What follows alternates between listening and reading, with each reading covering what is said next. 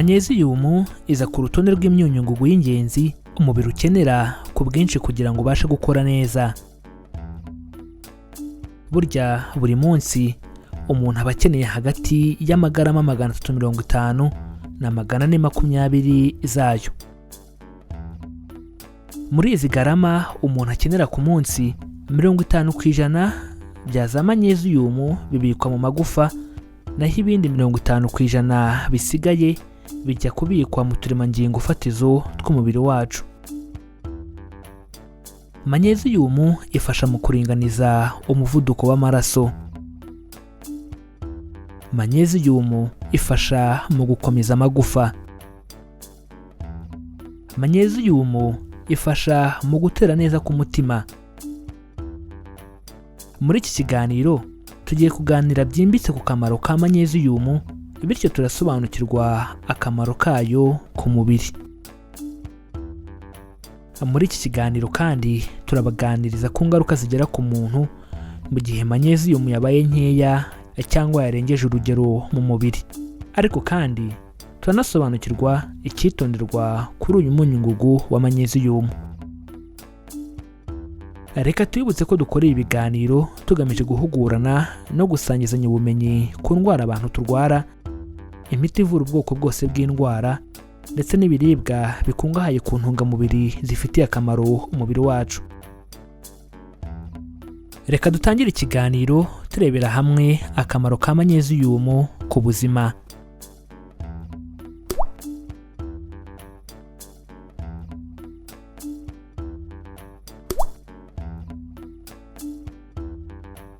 Akamaro ka mbere muri kenshi ka manyeziyumu ni uko umubiri uyikoresha mu kuringaniza igipimo cy'isukari mu maraso.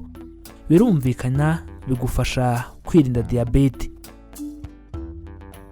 Akamaro ka kabiri muri kenshi ka manyeziyumu ku mubiri ni uko ifasha mu mikorere myiza y'umutima n'ubudahangarwa bw'umubiri. Akamaro ka gatatu muri kenshi ka manyeziyumu ku mubiri ni uko irwanya umuvuduko udasanzwe w'amaraso. Akamaro ka kane muri kenshi ka manyeziyumu ku mubiri ni uko ifasha mu gukora no gukomera neza kw'amagufa.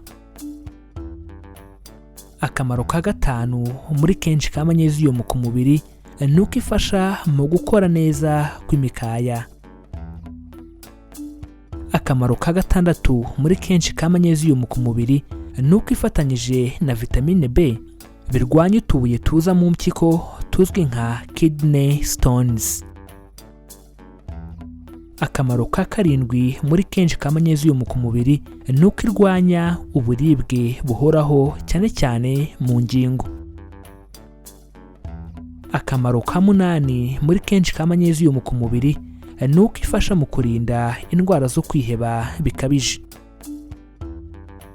Akamaro ka cyenda muri kenshi ka manyeziyumu ku mubiri ni uko ifasha mu kurwanya umutwe w'uruhande rumwe. Nyuma yo kurebera hamwe bimwe mu bigize akamaro ka manyeziyumu ku mubiri wa muntu, noneho reka turebere hamwe ingaruka zigera ku muntu mu gihe manyeziyumu yabaye nkeya mu mubiri.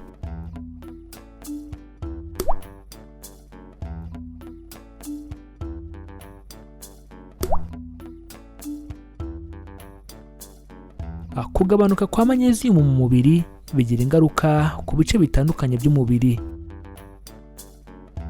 Iyo manyeziyumu ibaye nkeya mu mubiri bitera kubyimbirwa kwa hato na hato. Ibi bikaba impamvu yo kurwara indwara zikomeye cyane nka kanseri.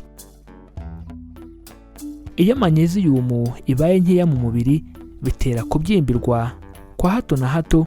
Ibi bikaba impamvu yo kurwara indwara zikomeye cyane nk'indwara z'umutima. Iyo manyeziyumu ibaye nke mu mubiri bitera kubyimbirwa kwa hato na hato. Ibi bikaba impamvu yo kurwara indwara zikomeye cyane nka diyabete. Iyo manyeziyumu ibaye nkeya mu mubiri bituma amagufa acika intege. Mu yandi magambo, amagufa ntagakomera. Iyo manyeziyumu ibaye nke mu mubiri bituma amenyo ajegera ku buryo iyo uramutse uhekenye ikintu gikomeye bituma amenyo avunguka. Iyo manyeziyumu ibaye nkeya mu mubiri bituma umubiri uhorana ibinya. Iyo manyeziyumu ibaye nkeya mu mubiri bituma uhora urwaragurika umugongo. Iyo manyeziyumu ibaye nkeya mu mubiri bituma uhorana umutwe udakira. Iyo manyeziyumu ibaye nkeya mu mubiri bituma uhora uribwa mu ngingo. Iyo manyeziyumu ibaye nkeya mu mubiri bituma kandi umutima uteragura, bityo bikagira ingaruka ku miterere y'amaraso mu mubiri. Ikintu mukwiye kumenya ni uko kubura uyu munyungugu wa manyeziyumu mu mubiri biragoye, ariko bishobora kubaho ku bantu barwaye impyiko. Ikindi kintu mukwiye kumenya ni uko kubura uyu munyungugu wa manyeziyumu biragoye, ariko bishobora kubaho ku bantu barwaye indwara zibasira urwungano ngogozi. Ikintu mukwiye kumenya ni uko kubura uyu munyungugu wa manyeziyumu biragoye, ariko bishobora kubaho ku bantu bari gufata imiti yo mu bwoko bwa antibiyotike. Ikindi kintu mukwiye kumenya ni uko kubura uyu munyungugu wa manyeziyumu biragoye, ariko bishobora kubaho ku bantu bari gufata imiti irwanya kanseri.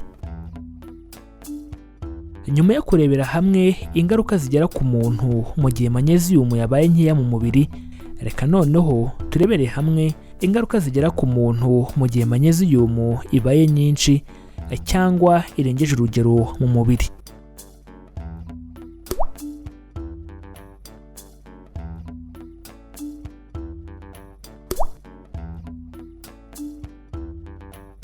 Ubusanzwe iyo impyiko zisohora manyeziyumu ku bwinshi bituma umubiri ubika nyinshi ikaba yarenga urugero, bityo kugira manyeziyumu nyinshi cyangwa irengeje urugero mu mubiri birangwa no gucika intege. Kugira manyeziyumu nyinshi cyangwa irengeje urugero mu mubiri bitera isesemi no kuruka. Kugira manyeziyumu nyinshi cyangwa irengeje urugero mu mubiri bitera kudahumeka neza. Kugira manyeziyumu nyinshi cyangwa irengeje urugero mu mubiri bitera kugabanuka ko gutera k'umutima, hypertension. Birumvikana ko umutima utera gake cyane. Nyuma yo kurebera hamwe ingaruka zigera ku muntu mu gihe manyeziyumu yabaye nkeya mu mubiri ndetse n'ingaruka zigera ku muntu mu gihe manyeziyumu yabaye nyinshi cyangwa irengeje urugero mu mubiri, reka turebere hamwe noneho aho twayisanga. Ubusanzwe ahantu hambere manyeziyumu iboneka ni mu bimera byo mu nyanja. Ahantu ha kabiri manyeziyumu iboneka ni mu mboga rwatsi. Ahantu ha gatatu manyeziyumu iboneka ni mu mata. Ahantu ha kane manyeziyumu iboneka ni muri soya n'ibyikomokaho. Ahantu ha gatanu manyeziyumu iboneka ni mu nyama. Ahantu ha gatandatu manyeziyumu iboneka ni muri tangawizi. Ahantu ha karindwi manyeziyumu iboneka ni mu mbuto ziribwa zumye nk'ubunyobwa. Ahantu ha munani manyeziyumu iboneka ni mu mbuto ziribwa zumye nk'ibihwagari.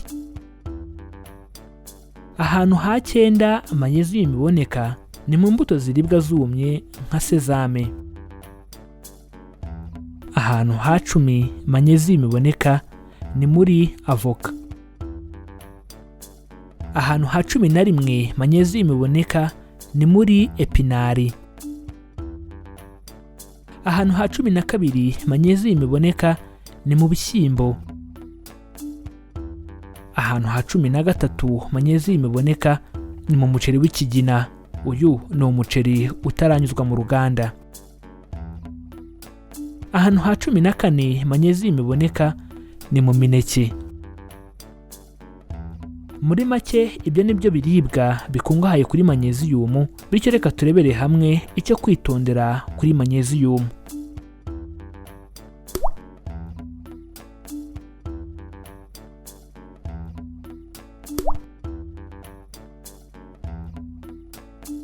ikintu cyo kwitondera kuri manyeziyumu ni uko gukora siporo cyane bigabanya igipimo cya manyeziyumu mu mubiri, bityo niba ukora siporo cyane ukwiye kongera ingano y'ibyo ufata biyikungahayeho kugira ngo wirinde ko igabanuka.